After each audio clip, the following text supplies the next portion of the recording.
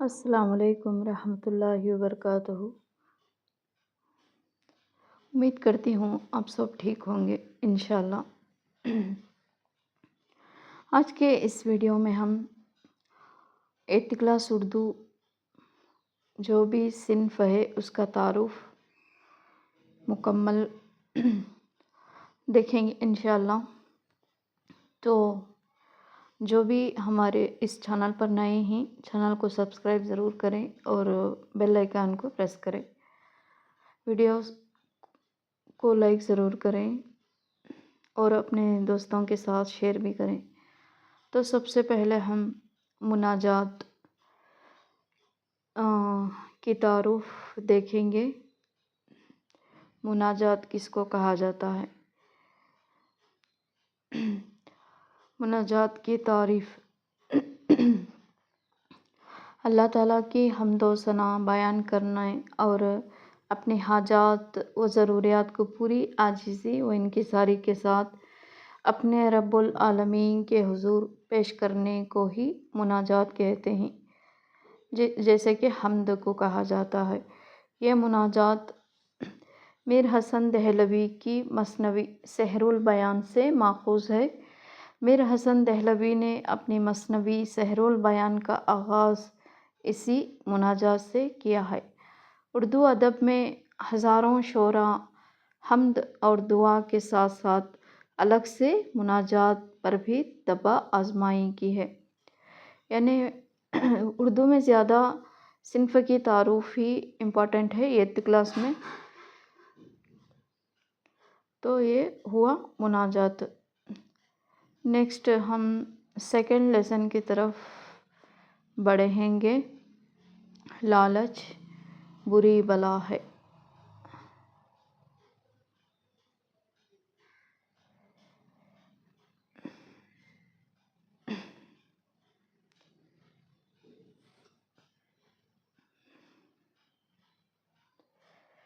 یہ کہانی سے ریلیٹڈ ہے۔ یہ کہانی رام آسرا راس کی کہانیوں کی کتاب سچی کہانیاں سے لی گئی ہے، جو کہ لالچ بری بلا ہے۔ نثری اصناف میں کہانی کو ایک اہم صنف کا مقام حاصل ہے۔ بنی نوع انسان کی ابتدا ہی سے ہی کہانیوں کی روایت کا پتہ چلتا ہے۔ رگ وید ہندوستان کی پہلی اور مکمل کہانیوں کی کتاب سمجھی جاتی ہے۔ کس کو؟ رگ وید کو، جو 1000 قبل مسیح میں لکھی گئی تھی۔ جاپانی، روسی، چینی اور عربی ادب میں بھی قدیم کہانیاں، داستانیں اور حکایات موجود ہیں۔ پنچ تنتر، الف لیلا وغیرہ مشہور کہانیاں ہیں۔ کہانیاں اکثر تخیلاتی، تصوراتی اور مفروضاتی واقعات اور قصوں پر بھی مبنی ہوتے ہیں۔ یہ سچی بھی ہوتے ہیں اور فرضی بھی۔ جدید دور میں حالات اور ضرورتوں کے مد نظر کہانیوں میں زندگی کے مسائل بھی پیش کیے جانے لگے ہیں۔ اردو ادب کہانیوں اور کہانی کے ادیبوں سے بھرا پڑا ہوا ہے۔ اس سبق کے مصنف رام آسرا راس کہانیوں کے لیے انہوں نے مشہور سمجھے جاتے ہیں۔ کون؟ رام آسرا راس چھنجی کہانیوں کے لیے مشہور سمجھے جاتے ہیں۔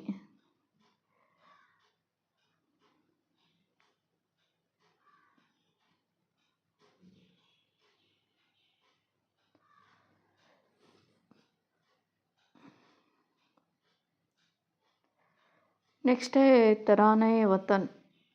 یہ نظم ہے بیکل اصاحی کی۔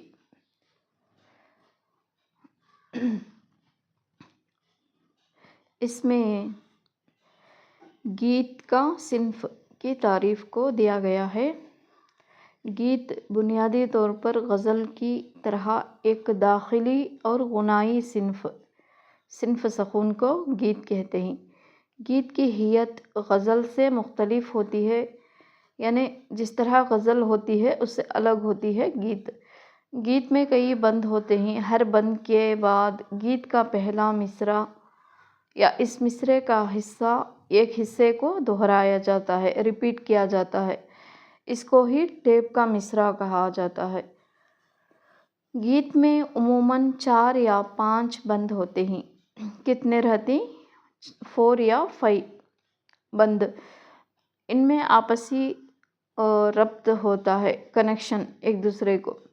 گیت میں بحر اور وزن کی سختی سے پابندی نہیں ہوتی۔ اس میں آپ کو بحر اور وزن کی کوئی پابندی نہیں ہوتی، البتہ اس کے لیے ایک لے کا ہونا ضروری ہوتا ہے جس کی بنیاد پر گیت گایا جا سکتا ہے۔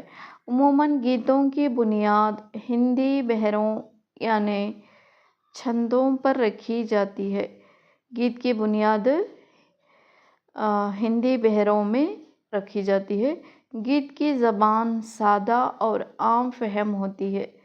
اردو ادب میں سب سے پہلے امیر خسرو نے گیتوں کی روایت ڈالنے والے کون ہیں؟ سب سے پہلے امیر خسرو۔ اس کتاب میں شامل یہ گیت کس کی ہے؟ بیک الصحاحی کے مجموعے رنگ ہزاروں خوشبو ایک سے لیا گیا ہے۔ اس گیت کو رنگ ہزاروں خوشبو ایک، یہ رہا گیت کا صنف۔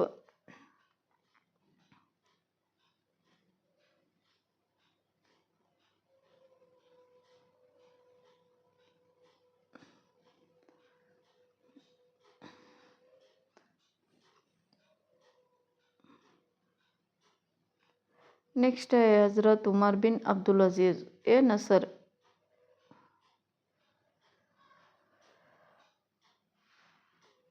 اس میں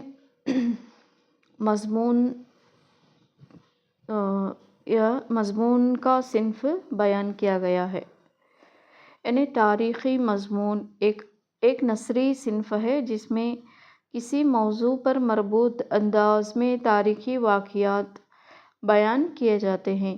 سر سید کے مطابق بہترین مضمون کے لیے 3 شرائط کا ہونا ضروری ہوتا ہے۔ کن کے مطابق سر سید وہ کیا ہے؟ پہلی شرط ہے مضمون کا پیرا یا بیان سادہ ہونا، اور دوسری مضمون میں خیالات اور مرکزی خیال ضروری ہونا، اور تیسرا مضمون نگار کے دل میں جو بات ہوتی ہے وہ قاری تک پہنچے۔ عام طور پر مضمون کے 3 شرطیں اور 3 حصے ہوتے ہیں۔ ایک ہے تمہید، نفس مضمون، اختتام یعنی اینڈنگ۔ تمہید، نفس مضمون اور اختتام۔ یہ مضمون حضرت عمر بن عبدالعزیز کی شخصیت و سیرت پر مبنی مضمون ہے۔ یہ رہا مضمون کا صنف یعنی اس کا ڈیفینیشن۔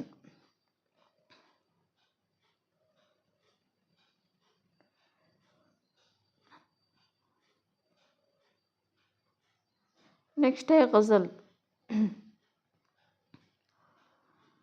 غزل تو آپ سب کو معلوم ہوگا، پھر بھی ایک بار دیکھیں گے۔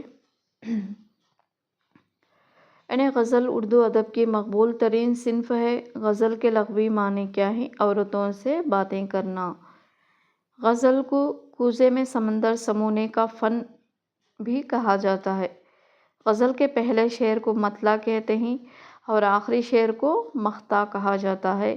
مقطع میں شاعر اپنا تخلص پیش کرتا ہے۔ مطلع کے دونوں مصرعوں میں قافیہ اور ردیف کی پابندی ہوتی ہے۔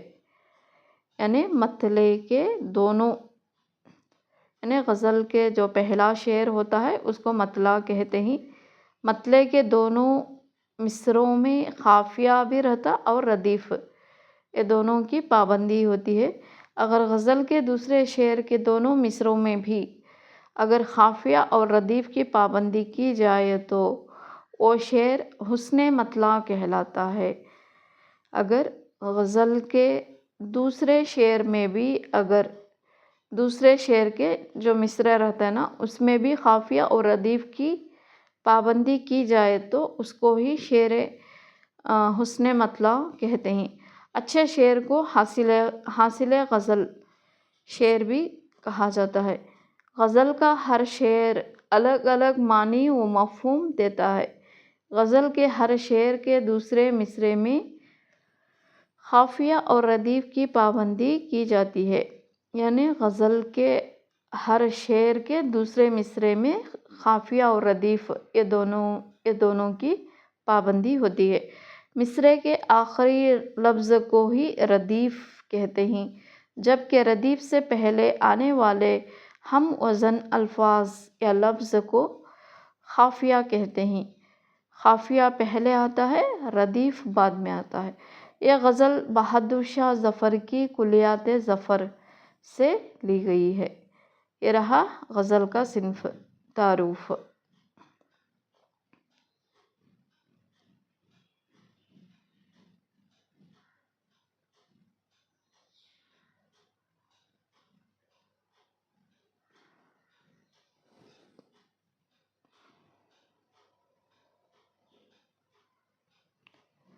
نیکسٹ ہے بالائی والا فقیر، یہ انشائیہ ہے۔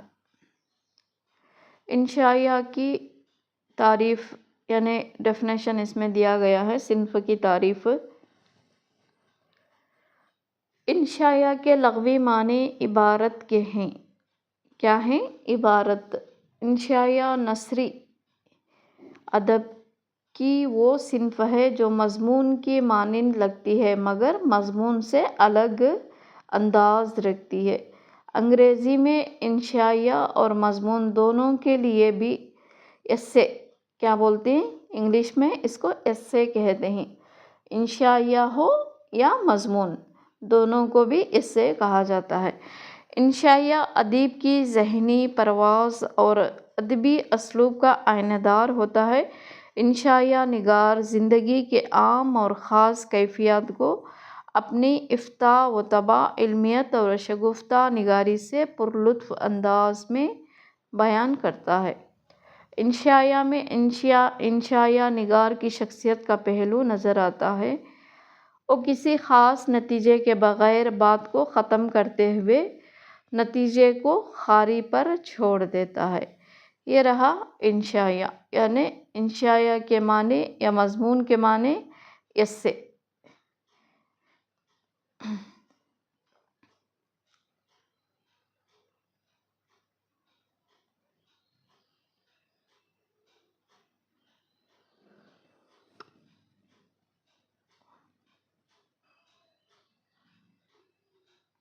نیکسٹ ہے ہمارا دیار حرم میں، یہ کیا ہے؟ سفر نامہ ہے۔ سفر نامہ کا تعارف دیکھیں گے۔ اردو میں سفر نامے کے آغاز 19ویں صدی کے نصف اول میں ہوا۔ یوسف خاں کمبل پوش کا سفر نامہ، اس میں سے بھی شاید ٹیٹ میں پوچھا گیا تھا۔ یوسف خاں کمبل پوش کا سفر نامہ عجائبات فرنگ اردو کا پہلا سفر نامہ ہے جو 1847 میں لکھا گیا تھا۔ 19ویں صدی کے اہم سفر ناموں میں سر سید احمد خاں کا مسافر لندن، محمد حسین آزاد کا سیر ایران، شبلی نعمانی کا سفر نامہ روم و مصر و شام قابل ذکر ہیں۔ سر سید کا کون سا؟ مسافران لندن، اور محمد حسین آزاد کا سیر ایران، شبلی نعمانی کا سفر نامہ روم و مصر و شام، یہ قابل ذکر ہیں سفر ناموں میں۔ 20ویں صدی میں جب آمد و رفت کے وسائل میں اضافہ ہوا اور ہوائی سفر آسان ہو گیا تو سفر نامے بھی خوب لکھے جانے لگے۔ کون سی صدی میں؟ 20ویں صدی میں۔ اردو میں حج کے سفر نامے بھی کافی تعداد میں لکھے گئے ہیں۔ بعض سفر نامے مزاحیہ انداز میں لکھے گئے ہیں، کامیڈی ٹائپ۔ سفر نامہ ایک بیانیہ نثری صنف ہے، جس میں جیسے کہ بیان کرتے ہیں ویسا ایک نثری صنف ہے بیانیہ۔ اس کے لیے کوئی خاص اصول یا ٹیکنیک متعین نہیں ہے، مگر اس کا طرز بیان ایسا ہونا چاہیے کہ پڑھنے والے کی دلچسپی، یعنی پڑھنے والے کو انٹرسٹ آنا، دلچسپی برقرار رہنا۔ بعض سفر نامے منظوم بھی لکھے گئے ہیں۔ سفر ناموں میں سفر کی روادات بیان کی جاتی ہے۔ سفر کے دوران جو بھی ہوتا ہے وہ یعنی ٹوٹلی سفر کے روادات بیان کی جاتی ہے۔ سیاح اپنے سفر کے دوران جن مقامات کی سیر کرتا ہے وہاں اسے دو تجربات، دو ایکسپیرینسز اور جو انہیں جو بھی مشاہدہ کرتا ہے، مشاہدات آبزرویشن کرتا ہے حاصل ہوتے ہیں، ان کی تفصیل وہ سفر نامے میں پیش کرتے ہیں۔ اس تفصیل میں جغرافیائی محل وقوع، تاریخی مقامات، تہذیب، تمدن، رسم و رواج، سماجی حالات، موسم اور وہاں کے مناظر، سیاسی صورتحال، ادبی و ثقافتی سرگرمیاں وغیرہ موضوعات شامل ہوتے ہیں۔ ہر سفر نامے کی اپنی مخصوص فضا ہوتی ہے۔ سفر نامہ لکھنے والا اکثر و بیشتر اپنے سفر نامے کو دلچسپ بنانے کے لیے رنگین بیانی، افسانے طرازی اور مبالغہ آرائی سے بھی کام لیتا ہے۔ 7 مارچ 1998 میں لکھے گئے اس سفر نامے میں علقمہ شبلی نے اپنے تجربات، مشاہدات اور کیفیات کو بڑے ہی پر اثر انداز میں پیش کیا ہے۔ کس کا ہے یہ؟ علقمہ شبلی کا سفر نامہ ہے۔ یہ رہا سفر نامے کا صنف کا تعارف، جو کہ حج کے سفر پر بیان کیے ہیں۔ تو سیمسٹر 1 کمپلیٹ ہوا۔ اب سیمسٹر 2 میں جو بھی ہیں وہ بھی ایک بار دیکھ لیں گے۔ نواسے رسول کے، اس میں مرثیے کے ریلیٹڈ صنف دیا گیا ہے۔ مرثیہ عربی لفظ ہے جس کے معنی ہیں رثا سے ماخوذ ہے، جس کے لغوی معنی مرحوم کا ذکر خیر کے ہیں۔ مرنے والے کا ذکر یعنی مرحوم کہتے ہیں، اس کے بارے میں مرحوم کا ذکر اور خیر کے ہیں۔ شعری اصطلاح میں مرنے والے کی تعریف و توصیف بصد احترام بیان کرنے کو ہی مرثیہ کہا جاتا ہے۔ روایتاً مرثیے میں حضرت سیدنا امام حسین اور حسین اور دیگر شہدائے کربلا کے فضائل اور مصائب کا ذکر کیا جاتا ہے۔ جہاں تک اردو میں مرثیہ نگاروں کا سوال ہے، اردو مرثیہ کی 2 قسمیں معروف ہیں، ایک شخصی مرثیہ اور ایک کربلائی مرثیہ۔ یہ ہے صنف مرثیے کی۔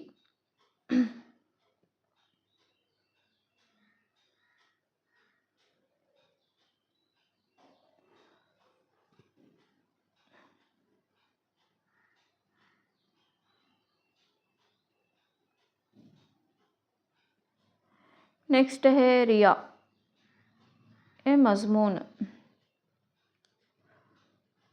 یعنی ابھی اس سے پہلے بھی ہم پڑھے تھے اس مضمون کو ایسے کہا جاتا ہے بول کے۔ لفظ مضمون انگریزی لفظ ایسے سے لیا گیا ہے اور اس سے ایک لاطینی لفظ ہے ایکساگیم سے ماخوذ ہے، جس کے لغوی معنی کسی مسئلے کو عام لفظوں میں پیش کرنا۔ یعنی مضمون ایک ایسی نثری اور غیر افسانوی صنف ہے جس میں کسی موضوع پر مربوط انداز میں اظہار خیال کیا جاتا ہے۔ سر سید کے مطابق بہترین مضمون کے لیے 3 شرطیں ہونا ضروری یعنی لازمی ہوتے ہیں۔ مضمون کا پیرایہ بیان سادہ ہو، مضمون میں مرکزی خیال کا ہونا ضروری ہے، یعنی مضمون نگار کے دل کی بات قاری تک پہنچے۔ یہ 3 اس میں مضمون میں امپورٹنٹ ہوتے ہیں۔ عام طور پر مضمون کے 3 حصے ہوتے ہیں: تمہید، نفس مضمون، اختتام۔ سٹارٹنگ میں جو رہتا ہے اس کو تمہید کہتے ہیں، جو مڈل میں رہتا میٹر نفس مضمون، اور اینڈنگ آ کر اختتام۔ اچھا اختتام مضمون کی خوبی سمجھی جاتی ہے۔ اچھا اختتام جو بھی لاسٹ میں اینڈنگ میں ختم ہوتا ہے اس کو مضمون کی خوبی سمجھا جاتا ہے۔ نیکسٹ ہے ہمارا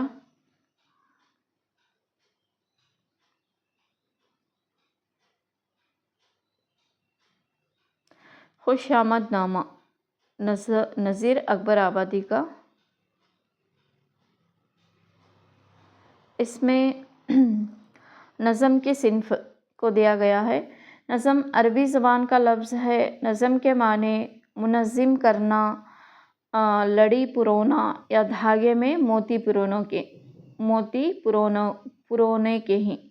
کسی خاص موضوع پر تسلسل کے ساتھ اشعار کی صورت میں اظہار خیال کرنے کو ہی نظم کہتے ہیں، یعنی ایک جگہ جوڑنا۔ جیسے ہم مالے میں کیسا موتی پروتی، ویسا نظم کے معنی منظم کرنا یا دھاگے میں موتی پرونا۔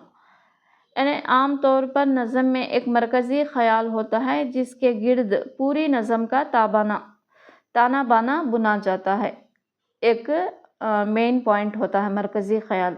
حیت کے اعتبار سے نظم کی 4 قسمیں ہوتے ہیں: پابند نظم، معرّہ نظم، آزاد نظم اور نثری نظم۔ یہ 4 ہوتے ہیں نظم کے اقسام یعنی قسمیں۔ دیگر اصناف کی طرح نظم گوئی کی ابتدا بھی دکن سے ہوئی۔ دکن کے مشہور صوفی بزرگ حضرت خواجہ بندے نواز گیسو دراز کو اردو کے پہلے نظم گو شاعر ہونے کا شرف حاصل ہے۔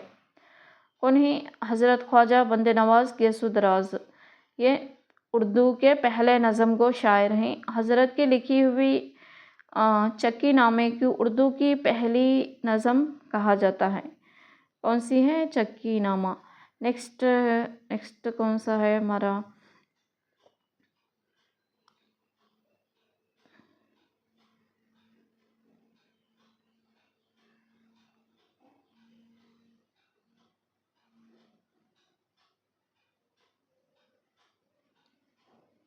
امتحان،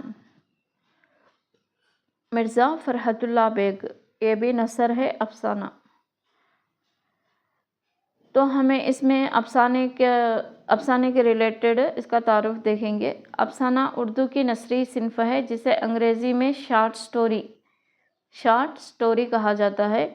لغت کے اعتبار سے افسانہ جھوٹی کہانی کو کہتے ہیں، لیکن ادبی اصطلاح میں یہ لوک کہانی کی ہی ایک قسم ہے افسانہ۔ افسانہ یہ مختصر بیانیہ صنف ہے، اسے ایک ہی نشست میں پڑھا جا سکے۔ وحدت تاثیر ایک کامیاب افسانے کی اہم خصوصیت ہوتی ہے۔ یہ رہا افسانے کا صنف کا تعارف۔ نیکسٹ ہے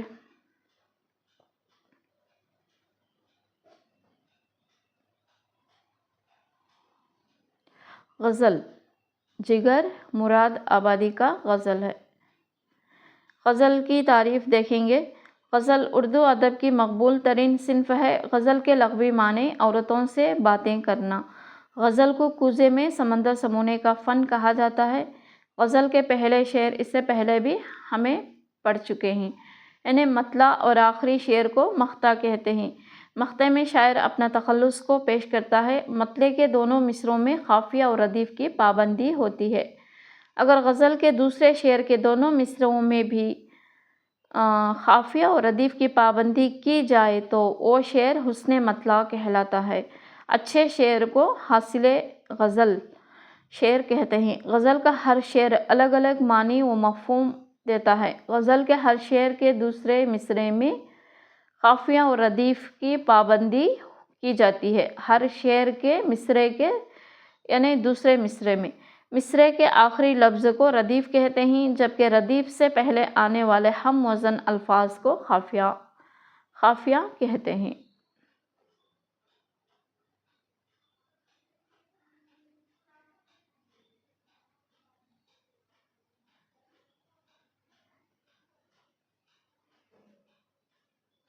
نیکسٹ ہے عید کا تحفہ۔ یہ نثر سے ہے ڈرامہ۔ اس میں ڈرامہ کی صنف دی گئی ہے۔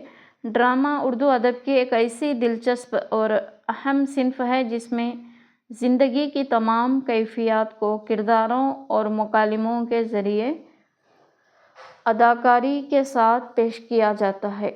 ڈرامہ کی تعریف ہمیں سب سے پہلے یونان کے مشہور فلسفی اور نقاد ارسطو کی مشہور کتاب بوتیقا میں ملتی ہے۔ ڈرامہ کے بارے میں اور ڈرامہ یونانی لفظ ڈراؤ سے ماخوذ ہے جس کے معنی عمل کر کے دکھانے کے ہیں۔ امانت لکھنوی کا اندر سبھا ہندوستانی اسٹیج کا سب سے پہلا یعنی عوامی ڈرامہ سمجھا جاتا ہے۔ کس کا؟ امانت لکھنوی کا اندر سبھا ہندوستانی اسٹیج کا پہلا عوامی ڈرامہ ہے، اور واجد علی شاہ کا افسانۂ عشق اردو کا پہلا ڈرامہ ہے جو کہ رادھا اور کرشنن جی کی کہانی پر مبنی ہے۔ ڈرامے کی کئی قسمیں ہیں جن میں المیہ، تربیہ، فارس اوپیرا، برسلک، ایک بابی ڈرامہ، ریڈیو ڈرامہ، ٹیلی ویژن ڈرامہ، میم وغیرہ اس کے قابل ذکر ہیں، یعنی اس کے اقسام میں سے۔ اردو کے ڈرامہ نگاروں میں آغا حشر، امتیاز علی تاج، محمد مجیب، محمد حسن، دانش اقبال وغیرہ قابل ذکر ہیں۔ آندھرا پردیش میں یوسف صفی نے اردو ڈرامے کے فروغ میں نمایاں خدمات دی ہیں۔ کون ہے؟ یوسف صفی۔ یہ رہا صنف ڈرامہ کا صنف۔ نیکسٹ ہے، ہو گیا، نیکسٹ ہے سرسری مطالعہ۔ تو یہ رہے 8th کلاس کے ریلیٹڈ جتنے بھی صنف اور ان کا یعنی انٹروڈکشن۔ تو آئی ہوپ ویڈیو اچھی لگی ہوگی۔ ویڈیو اچھی لگی ہو تو ایک لائک کریں اور ایک اچھا سا کامنٹ کریں، اور اپنے دوستوں کے ساتھ شیئر کرنا نہ بھولیں۔ دعا میں یاد رکھیں۔ ملتے ہیں بہت جلد انشاءاللہ نیکسٹ ویڈیو میں، تب تک کے لیے اللہ حافظ۔ السلام علیکم رحمۃ اللہ وبرکاتہ۔ اللہ حافظ۔